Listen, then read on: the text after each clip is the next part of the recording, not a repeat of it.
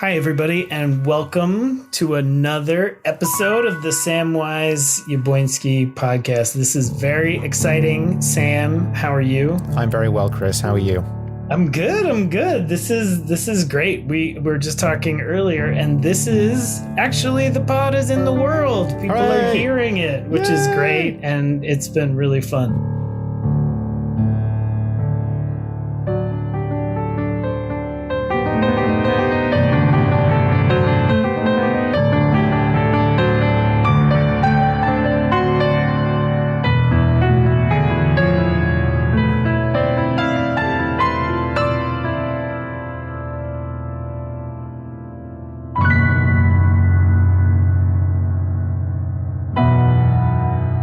Today is very exciting. We have with us Leslie Talmadge, who is absolutely wonderful and actually is one of the very first people that I met at First Church because Leslie was on my search committee.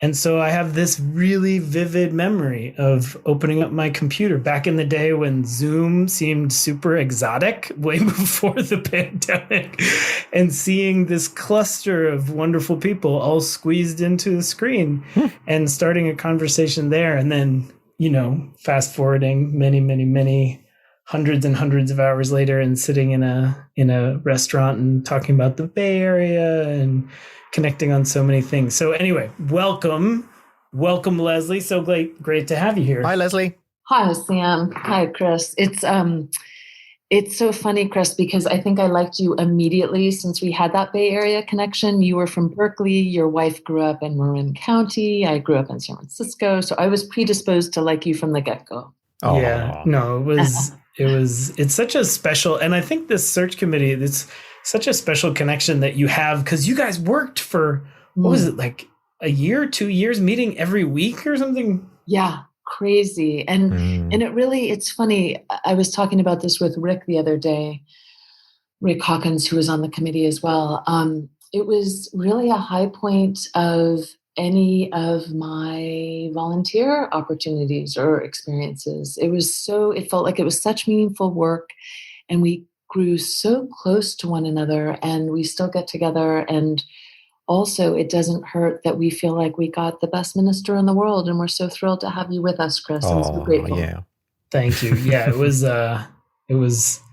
it's a really amazing kind of connection, and incredible that people, because most of our volunteer jobs, you're coming together, even the board, really once a month, and then people have another kind of project thing outside of it. But this is just huge, just a huge, super consequential, has just an incredible. Anyway, so I'm super glad, and I'm always pay attention to how many of our search committee people stay at the church too. That's always a good sign. So anyway, so great to have you here. And one of the things that we've been talking about with folks is just kind of getting to know a little bit of the story of how you came to First Church in the first place, how you found Unitarian Universalism. Like, where did it start? So Brian and I decided that we wanted to raise our son Asher in a church. It's not an experience I had had growing up. I had had a scattering of different experiences. My mom dragged me to sweat lodges on Mount Tam. We went to the Quaker Meeting House. We went to Glide Memorial Church. Oh, so good. So pretty diverse but not consistent experiences. And my mom was a teacher of Tai Chi Chuan, and she taught meditation. And in fact, she was this tall, blonde, Caucasian woman teaching Tai Chi in Chinatown at the Chinese YMCA downtown for decades, and did yoga long before anyone was doing any of that. So so I was more committed to sort of giving Asher a consistent experience and really looking for a community for me. I had recently moved essentially from the West Coast to Cambridge via New York City and Brunswick, Maine. So Brian and I met and pretty quickly fell in love and got married and got pregnant and then got married. And we were in Cambridge and we were church shopping, and we went for maybe a year and a half to the UU church in Cambridge, and really loved the minister there. But I don't think we ever met a single soul at the church. Like, wow. Yeah, it was kind of crazy. And so there was a real, I mean, it was a very, lots of students attend. And so it seemed like you saw different faces each week, which was exciting, but not really what we were looking for. And I was at, I don't know, one of the playgrounds, I think the Cambridge Common Playground, when Asher was maybe 2 years old, 3 years old. And someone said, well, the best church for families is the Unitarian Universalist Church in Belmont. And and it proved to be so. This person was a parent of a young child and said they have the most amazing musical program. So if you're looking for a church for young kids, that's the church to go to. So I had heard about Alpha. Her reputation preceded her, and we finally checked out the church when Asher was maybe 4 or 5 years old. And wow. Yeah, and I think we first went to one of the musicals, which was Brigadoon, maybe, or one of those, and we were pretty convinced from that moment that this would be a good place for us. We just loved I think what I really loved is, all the supportive adult audience members supporting the kids and the cast, and whether they were great or not so great didn't matter, but there was just this love in the audience for these young kids. And it was so impressive. So Asher actually tried, or I think Alpha invited us. I mean, Alpha was great. We'd been at church for about 1 minute, and she said, I understand you have a 5-year-old. And at the time, Asher was a girl, and Asher happens to have a pretty lovely singing voice. And Alpha invited Asher to try out for the role of Gretel in The Sound of Music. And I think there were three kids invited for that role. And Asher was, at the time, had just turned 6, I think. And Asher sang a little tentatively, and Alpha said, no, louder and enunciate. And a couple of mothers looked at me and thought, oh my God, your poor child. And they came up to me after and said, I hope you weren't traumatized by that. Well, no. Asher totally rose to the occasion, belted out a song and got the part. And actually I had to convince him to try out for it. But at the end of the audition, he said, Mama, being a nun would have been good, but being Gretel would be great. And so he got the role of Gretel, and we really fell in love with the community at church. We just felt so welcomed, and I had really been searching for a home because, frankly, I had only lived in Cambridge. So let's see, I moved to Cambridge when Asher was, I was 6 months pregnant with Asher, so I was really new to the area, and so we joined and became members right away. So, but I'd only been here for 6 years, and I had been a journalist, and I had quit my job. I was working at the Eagle Tribune. And so I was feeling, really kind of, I was trying to freelance, but I was feeling a real loss of identity and a loss of community. I had grown up and spent 40 years in San Francisco, like born and raised. So, and the church has just been such a great place for the three of us, really, all these years. Oh, that's wonderful. That's great. I love that it started with the musical too. I remember from very early on in my conversations with you all, and certainly in all the stuff that you sent, hearing people talk about the musicals and hearing especially people, talk about the little Greek chorus of the littlest kids coming out and singing and echoing the songs that you just heard. And the first one I got to see, Newsies, before the pandemic, it was just amazing. It was so fun. And I did a lot of plays and musicals back in the day, and it just was the most beautiful thing to see it all kind of come together and see. I think that one, Newsies, we had something like 80, 85 kids or something crazy. It was amazing. I'm really excited to get back to it. Looks like in January, which is so cool.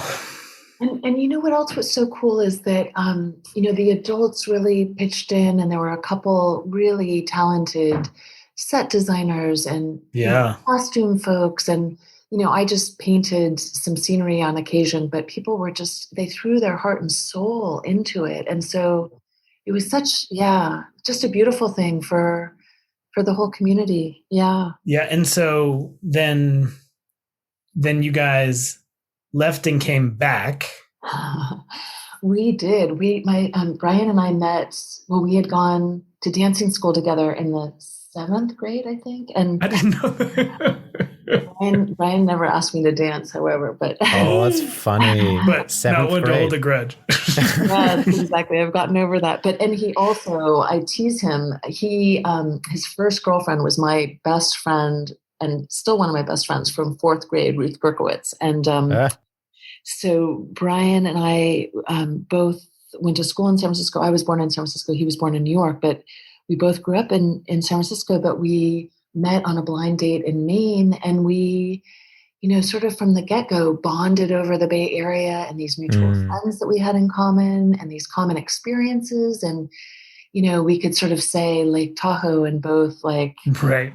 breathe in wonderment or whatever. And, we had similar favorite hikes and Stinson Beach. And so we had this shared vocabulary. So I think when Asher, at the end of his 4th grade year, we thought, actually I really wanted to move to France and spend a year. Nice. Yeah. And I still want to move to France, and have a sabbatical year.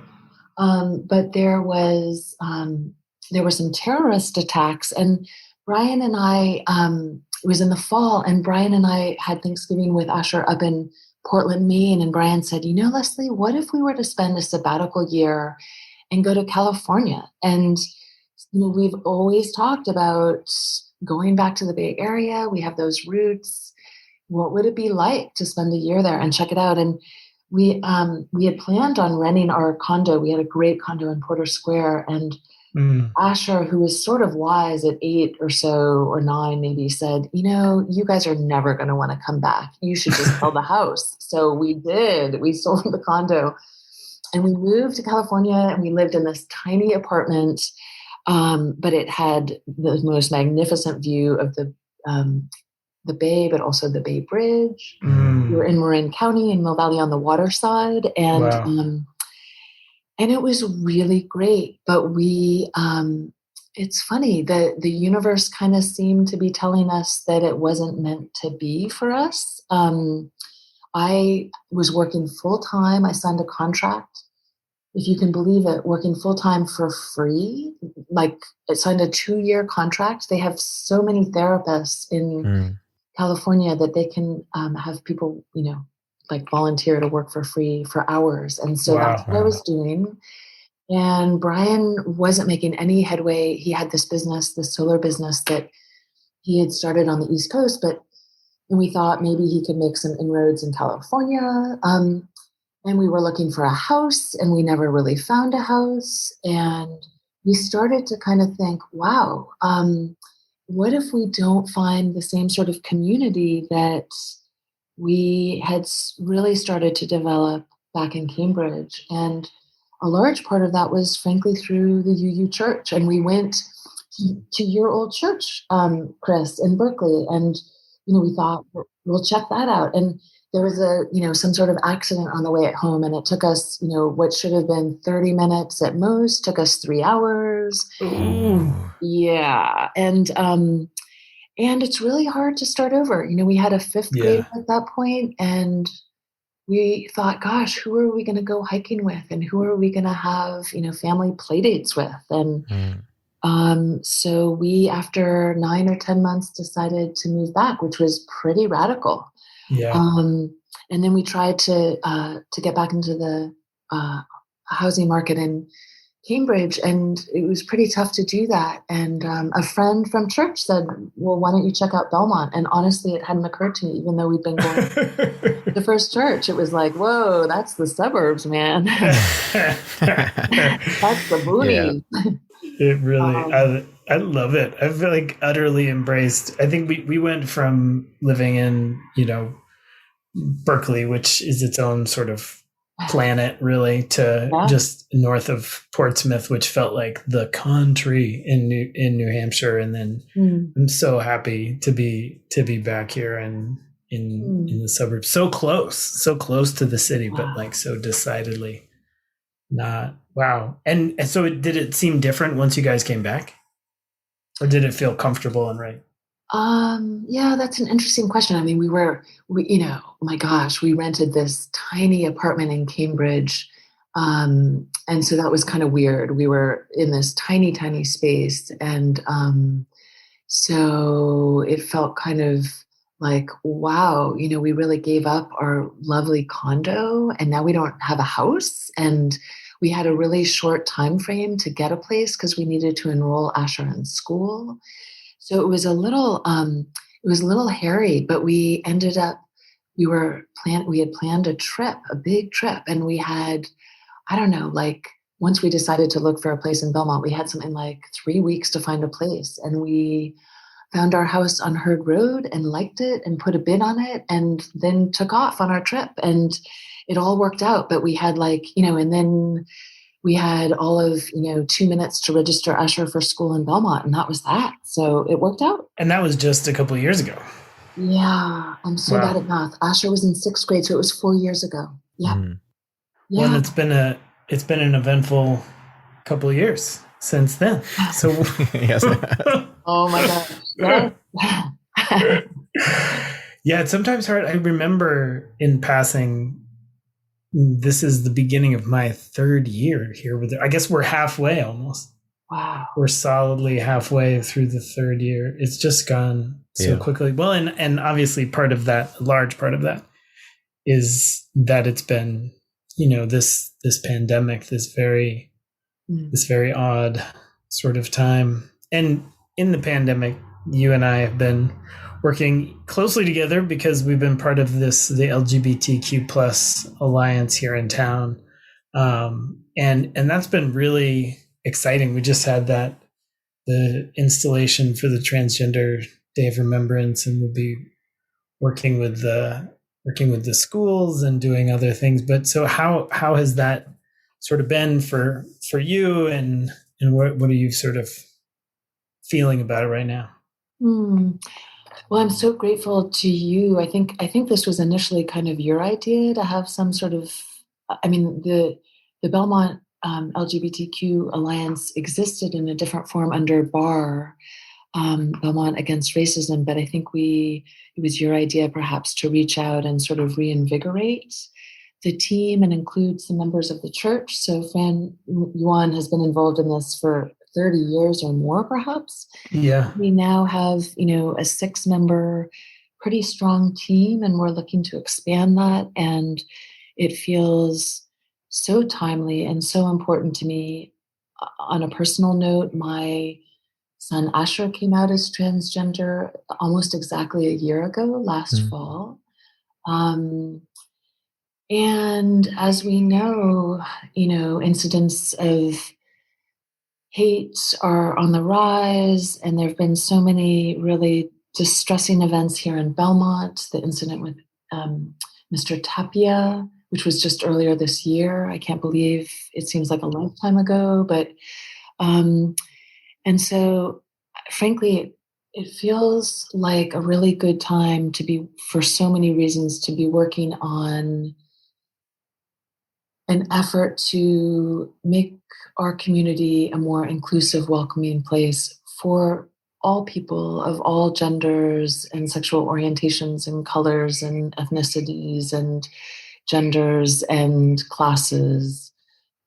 So it feels like it's really important work. And I'm also 57. I'll be 58 this August, and I'm at that, what Erik Erikson would describe as that regenerative stage where you're really looking to give back.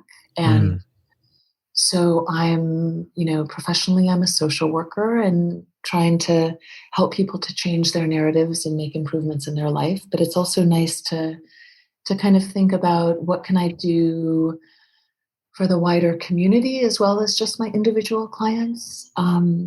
So it feels like really important work. And again, I'm so grateful to you, Chris, for all your great support and wonderful ideas. And I thought that Trans Day of Remembrance was really beautiful and really moving.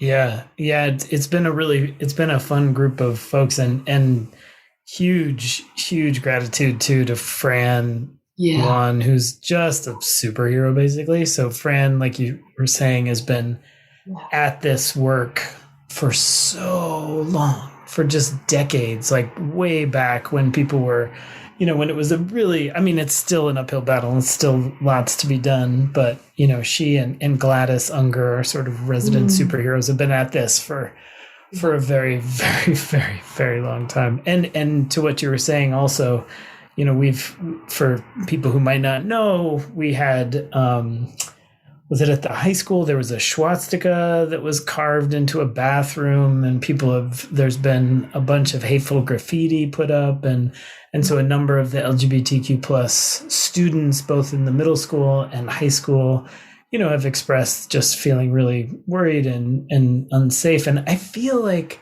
it's almost, I don't know if it's overly simplistic to say, but when I think about the climate that Fran started her advocacy and work in, back when it was a fight to even have a GSA in any of the schools. And back then it was called the Gay Straight Alliance. And now it's the Gender Sexuality Alliance, which is just a welcoming place for any LGBTQ plus students in the schools. And that was an uphill battle in the beginning. And now this week, tomorrow, parts of the Alliance, we're going to go meet with the GSA at the middle school, and there's like 42 kids in that group. There's this huge swell of people just living their truth and knowing from the get-go that they'll be, if not that they'll be accepted and loved, that it's important to be themselves. Like even if they're in the middle of a family situation where they're not sort of celebrated and honored for who they are, they at least have these other circles. So I feel like it's just such an important moment to be able to support this work in the town. So it's been really, it's a great group to be a part of.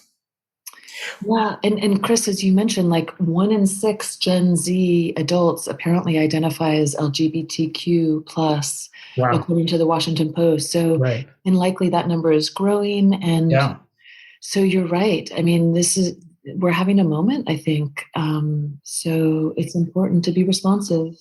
Well, and it's fun to see how it's changing too. Like we had two of my two folks in my immediate family. So now I think my nibblings. Nibbling is like my new favorite word. So they used to be my nieces, and now they're my nibblings. They both came out in the last year as non-binary. And all of the kids, my children, the other early generation children, they were like, okay. They just now they know, okay, you're they, them pronouns for this one, and she's now he, him pronouns, and all of the youngest generation have just made the switch super quickly. And so I think there's a certain kind of plasticity and a certain kind of, they're like, okay, yeah, sure, this is, and they have, the grandparents have had years and years of knowing folks in one gender or another. So it's just a different, even very supportive grandparents. It's just a different process to sort of relearn and unlearn. And anyway, but yeah, it is a fascinating moment. And it's a fun place for the church, because that ties into the other thing that we were talking about before and have touched on with lots of folks is the principles. And if you had a favorite principle. Oh, yeah. Yeah. I mean, so I look at the first principle, the inherent worth and dignity of every person. And I just feel, I feel like, it's interesting, through some of my experiences growing up, I think I felt that I didn't always feel a sense of belonging, or I just briefly, grew up, interestingly, going to public schools through the 3rd grade, where I was one of only a couple white students. I was in a minority, and was going to be bused to Hunters Point, which was an hour-long bus ride at the age of 8. And my parents, it was also one of San Francisco's roughest neighborhoods at the time, probably still is. Still is, yeah. Yeah, and so they decided to send me to this,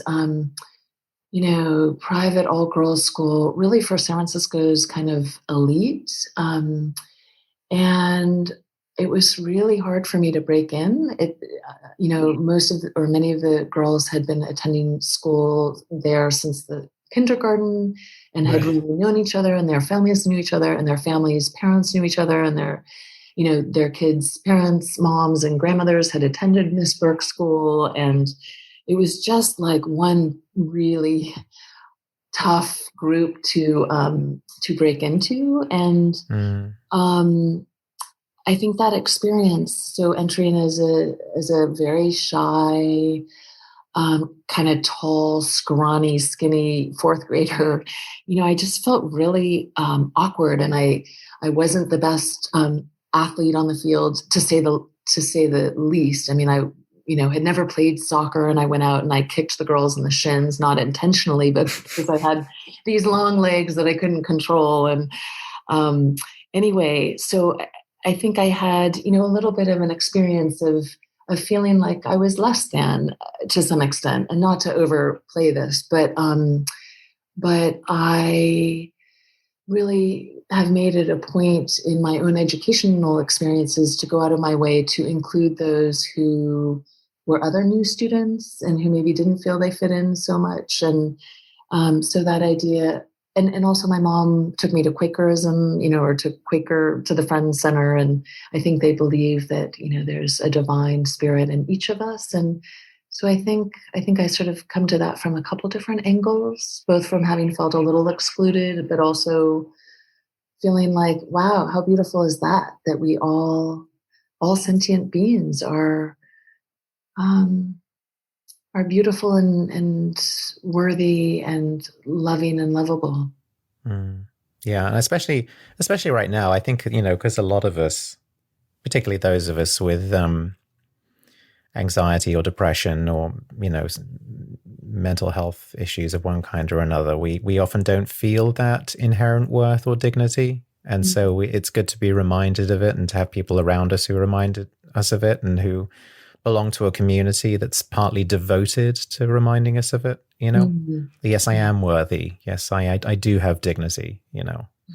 That's something that I value about First Church, and that I value about just Unitarian Universalism, is that it's in a way a covenant community that's about reminding me and people like me, and that yes, we do have dignity. I think that's a good thing.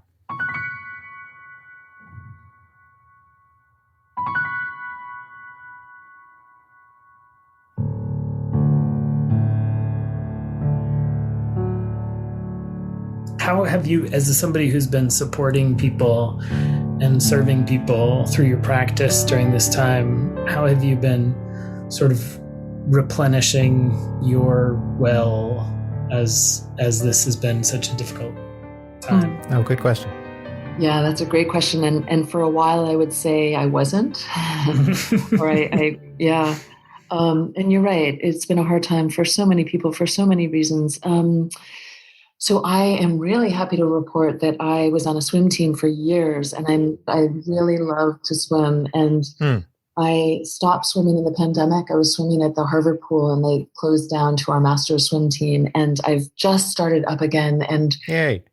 Oh my gosh, it feels so good. And I really, really love, I can't say enough about how much I love to swim. I mainly love to swim in really frigid waters, like Maine, or I used to swim in the Salmon River near our one-room log cabin that my grandparents owned near Mount Hood in Oregon. But anyway, the pool is second best.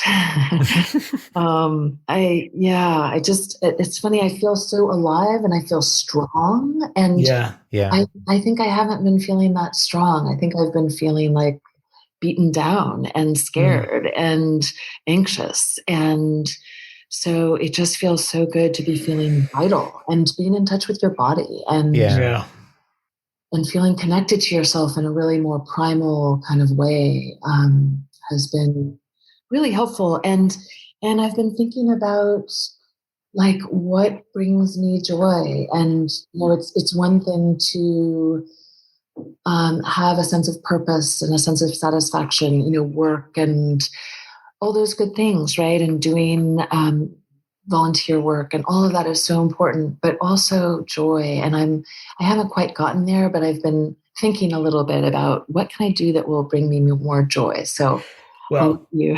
yeah, not to, I was about to mention this to the staff we met earlier today, but I just stumbled on this really fascinating little technique where, I drive a lot of my schedule, and so it's easy for me to just schedule myself pretty fully. But what I just started doing, which I realized I could juggle my schedule around a little bit, so I have a little block of a bunch of hours on Friday, and I put it in my calendar and said the well, right? Mm-hmm. And every week I'm going to do something different. So, I fish. And so sometimes I'll pop up to New Hampshire and get into a little river and freeze and catch a couple fish. But then also, I'll go to the MFA for a couple hours, so it's kind of this fun little window of time where I get to noodle around and say, well, what is it? How many different ways? I love an eclectic bunch of things. And so I can kind of in the back of my mind be playing with, well, maybe this week I'll bake a turkey, and I'll do, anything that is going to feed me and have it be something different every week. I looked at places I can go hiking, and, it's while the kids are in school, I can sneak out and do something really intentionally that's going to fill me up. So I'm excited for that. And having it just waiting there in the schedule, knowing that it's coming. It's super helpful. What a great idea! I love that. So Leslie, as you know, one of the sources of Unitarian Universalist revelation or truth or wisdom is quote, direct experience of that transcending mystery and wonder affirmed in all cultures, which moves us to a renewal of the spirit and an openness to the forces which create and uphold life. I love the wording of that, and I love the emphasis in UU on direct experience. And it seems that so many of us in UU congregations, including at First Church, that's where we go to find the sacred. We find it in nature. We find it in direct contact with the natural elements, with beauty and the experience of natural beauty. And in some way, I find it in swimming, and it sounds like you do too. You use the word joy, but I wonder if where do you find the sacred? Is that the same thing for you as joy, or does that have another meaning for you? I'm wondering where you find the sacred. Wow, what a beautiful question. Yeah, not in the swimming pool. Yeah, it would be nice if I found it there, but yeah. Maybe swimming. Swimming in the Salmon River in the shadow of Mount Hood, where my mother and grandmother swam as kids, and where Asher swam as a little kid, and but definitely sort of in nature. And I really have to say that I'm a creature of the West Coast, and I just love the dramatic beauty of big mountains, and so it's lovely to go for walks in Rock Meadow. But for me, I dearly miss the landscape of the West and certain places. It's funny, there's a poet, and I'm going to forget his name, who you probably know, Samuel. He's an Irish poet, and he's written a book about beauty on beauty. Do you know that beautiful book? And he talks about certain landscapes that just speak to you and are sort of like your friends. And my mom used to have favorite trees in Marin County. So there was a linden tree in Tiburon that was her favorite tree. And there was a magnolia tree that we sat under, she and I, during a rainstorm just shortly before she died. And I think of those trees that my mom loved, and I think of certain Mount Tam views that I've shared with my family over the years, both my family of origin, mom and dad, but also with Asher, and hikes I've taken over the years in the Sierra Nevadas near Lake Tahoe. And I feel like I feel like that's when I'm my best self. And so, where I don't worry about what other people think about me, where I feel so connected to something larger than myself. One of my best jobs that I've ever had was in college. I worked at Stanford Sierra Camp. So it was a family camp at Fallen Leaf Lake, which is near South Lake Tahoe. And we pulled our mattresses out onto the dock. And I slept literally every night of the summer and fell asleep to the clanging of the canoes against the dock and looking at the stars at night. And then I would wake up, and before, I was the dining room hostess, so I got up earlier than everyone else. And I would get out of my toasty sleeping bag, and the sun would be beating down on my sleeping bag. And so I'd be roasty toasty. I would just slip into the really cold Fallen Leaf Lake waters and take a quick little swim. And it was just you just feel like you're so alive. And I can remember a particular hike I took with one of my dear friends, Jackie Hiltz, and we got caught in a thunderstorm, and it was a really big, hard hike up Mount Talac. I mean, it's funny, it's 9 miles, but it's a hard 9 miles. And we were kind of scared, and we got caught under this huge storm. And anyway, you just feel so vital and so connected to nature and so alive. That's great. My wife is also from out there, and she feels the same way about Mount Tam, and so much of the geography is just so imprinted on her soul. We send her back out there at least once a year. We try to anyway, and she goes back to those same places, and it's a deeply connected kind of place. I love it too. It's sort of my second home after here, but yeah, it's a beautiful spot. Samuel, what is your question was so beautiful, and I'd love to hear the answer from both of you. And I've forgotten how you worded it, but it was perfect. Well, Chris, where do you find the sacred? It sounds like you find it in a similar place. Yeah, I really, this is sort of probably unsurprising. I really like church a lot. You chose the right career for and that. I love sacred spaces, right? So I get to be in the church a lot when it's empty, and I'll often go sit under our beautiful window and I'll meditate and pray in our spaces. And there's something about churches, full churches. I love full churches. I love when we've set up our candles for the Vesper service and slowly people trickle in. And if there's one person or 50 people or whatever, there's something I just really love about churches and organized sacred spaces. I went to the Grace Cathedral up in San Francisco. I used to work downtown, and on my lunch breaks, I would take the trolley up the hill and go into this beautiful, sprawling, enormous church and walk the labyrinth or go pray in one of the little kind of alcove chapels on the sides. And I just have loved them. When my wife and I were in Paris for our 10th anniversary, we found all these beautiful, tiny little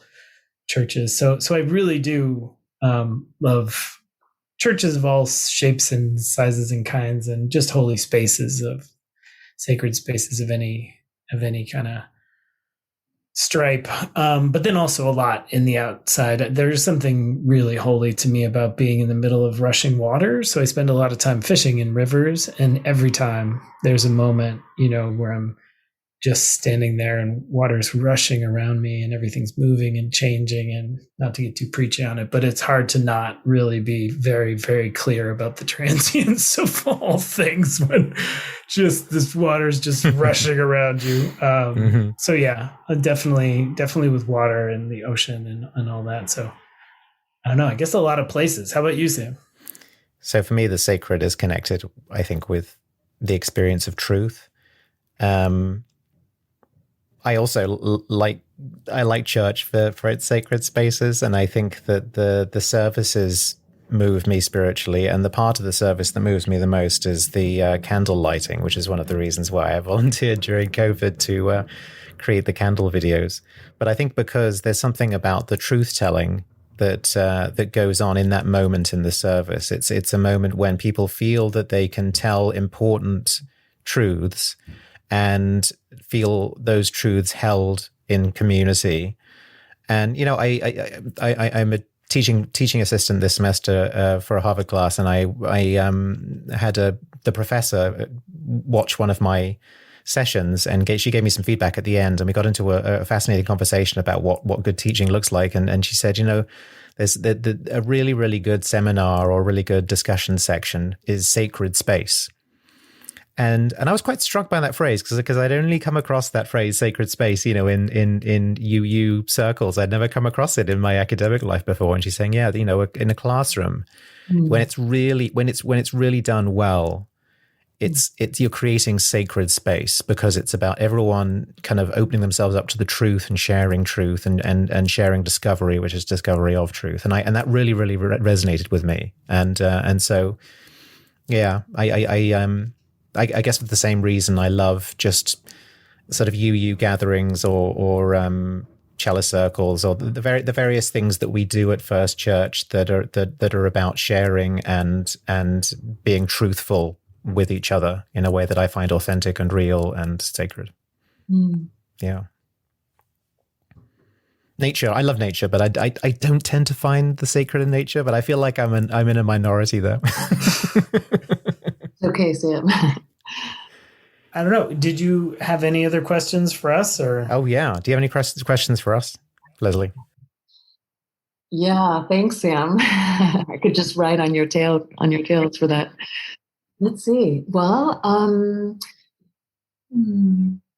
trying to think of a good question. I like asking questions, and I'm trying to think about, do you have a wish for yourselves or your families in this coming year, or an aspiration for yourself, or something you need or would like more of in your life in the next coming time? One of my favorite services that we do is that pyrotechnic service where we sort of let go of something from the previous year and then we write something that's our hope for the and I've been trying to figure out how we can do that in the new with the COVID and the overflow, and I think we might not be able to do it this year, but it's always been a really, really helpful thing to just think about and I feel like in this time of year, we end up after Christmas coming up to the new year, it's like all over the place.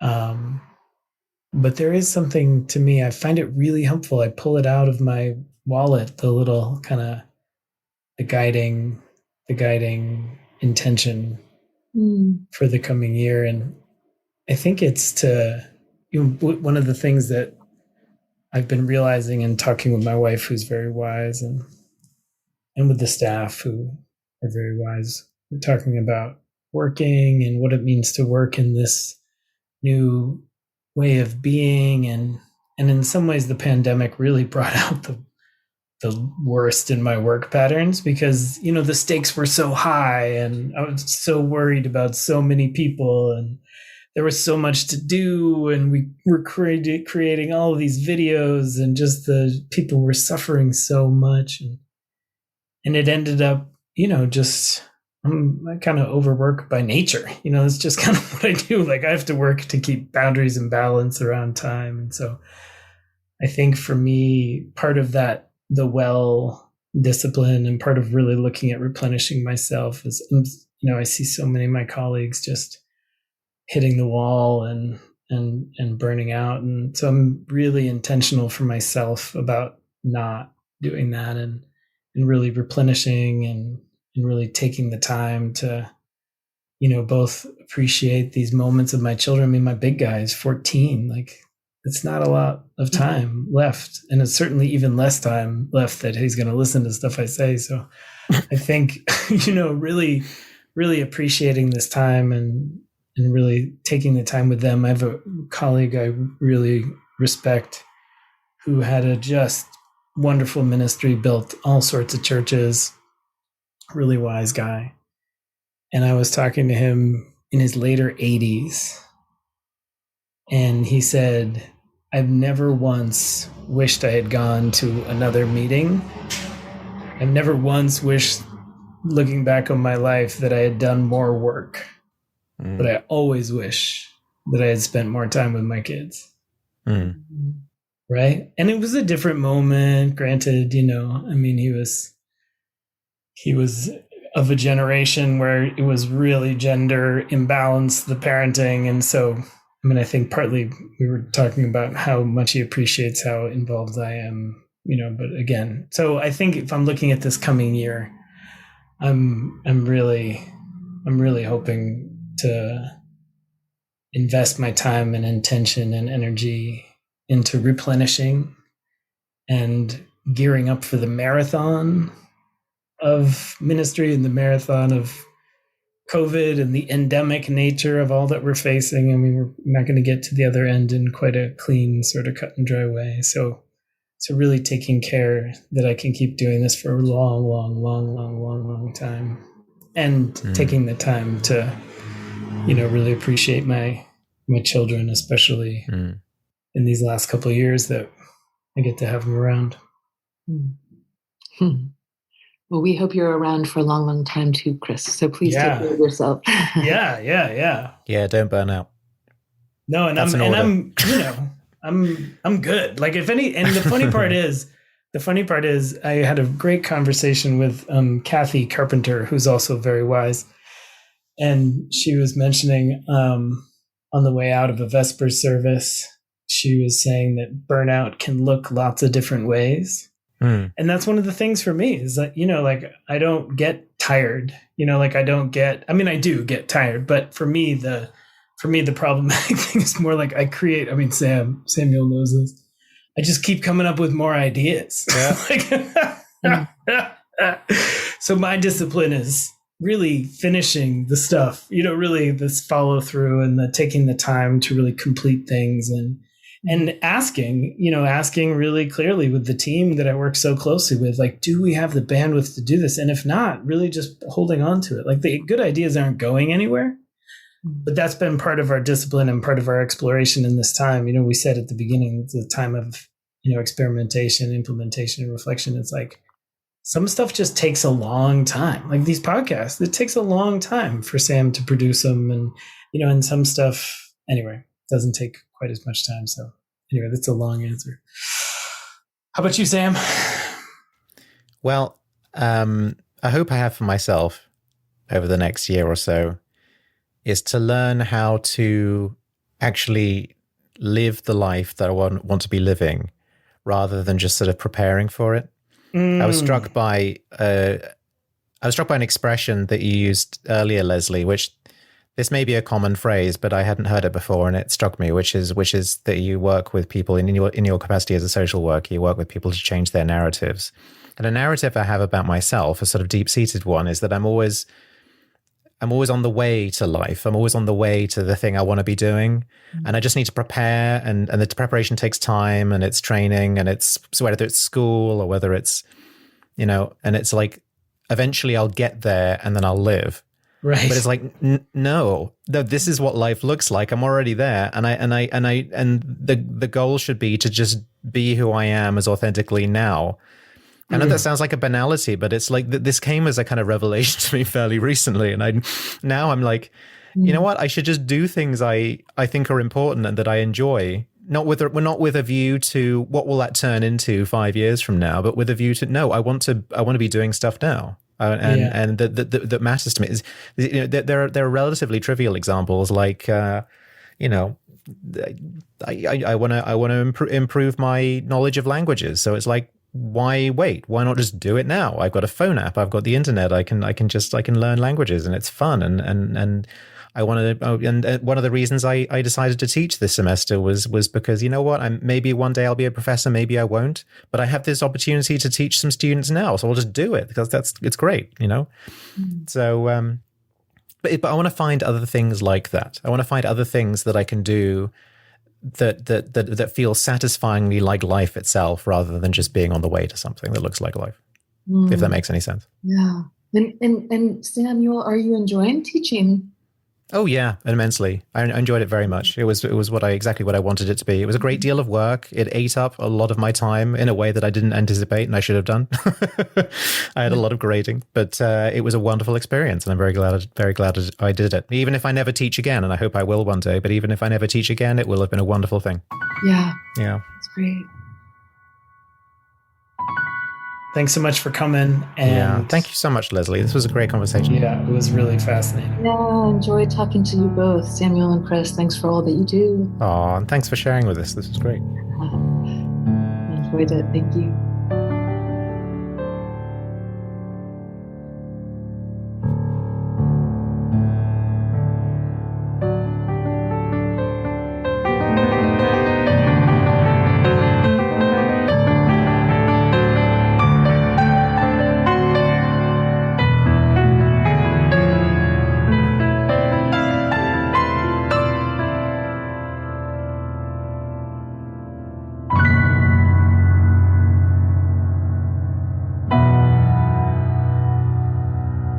Well, thanks for listening, and we will be back again soon. Thanks, Yaboinski. Thanks so much. That's a great ending.